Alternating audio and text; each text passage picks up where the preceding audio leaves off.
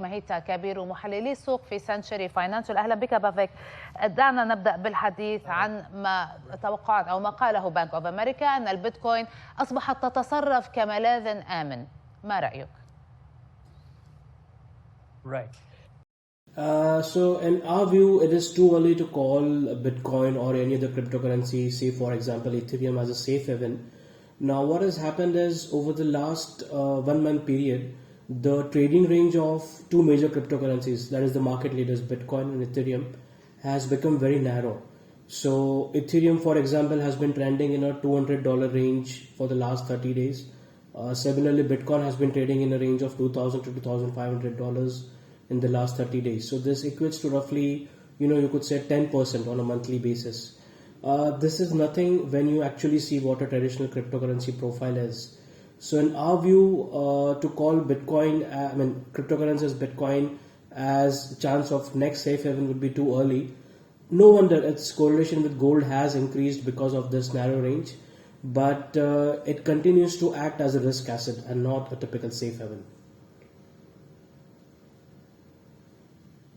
Mr. Bhavik, what about some people that say that it is a safe haven and historically less changes or less volatility does not mean that it is a safe haven? Is volatility about to come back on Bitcoin, for example? Yes. So to answer your question in two parts, I agree that volatility has nothing to do with safe haven, but we need to understand the market profile of Bitcoin and the other cryptocurrencies.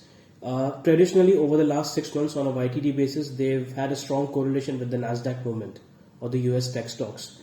But that has unfortunately broken over the last 1 month.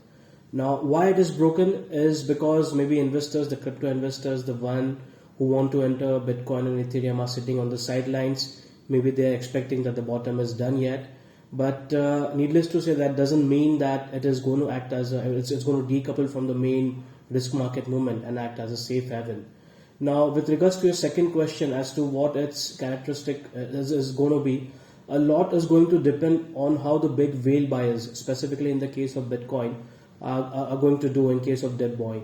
So if you look at the last 1 month range, technically this looks like a very good support level for further long characteristics. That is a big upside in the cryptocurrencies. But then again, being a market and being in crypto markets, one has to tread the water very carefully.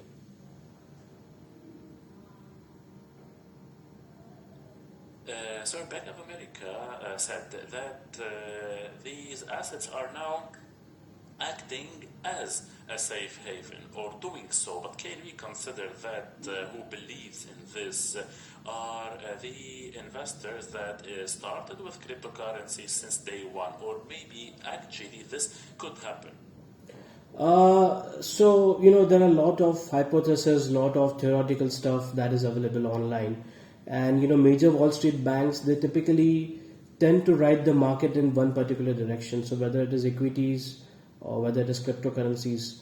Now, not just Bank of America, but major Wall Street independent bankers are calling this as to be the cryptocurrency bottom or Bitcoin bottom, because something like Bitcoin and Ethereum has already declined by 60 to 65% on a YTD basis.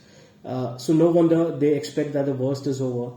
But in our sense, if you look at what is happening with the euro-dollar movement, you look at how dollar is rallying and still sustaining below 1 against euro.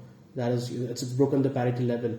So you can understand the tremendous amount of pressure that is prevalent in the risk markets. Cryptocurrency is not going to be immune.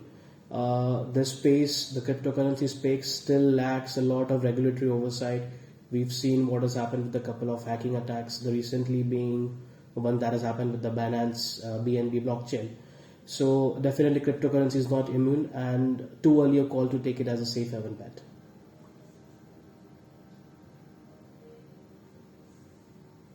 Sir, now the most important question: is it a great opportunity today to buy crypto assets? And if yes, why? Yes.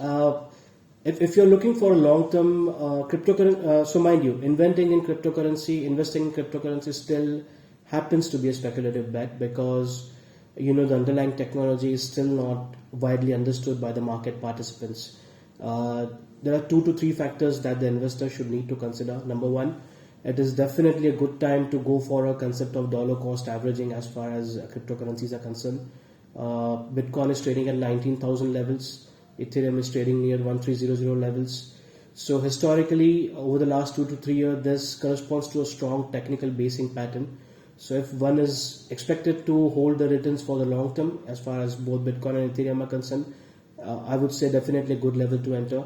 Investors who want to trade it for an extremely short term opportunity, the volatility is likely to increase from here on, and very difficult to bet for the short term if you're going to see a quick $5,000 spike in Bitcoin upside or downside. That's primarily going to be based on how the broader risk markets behave.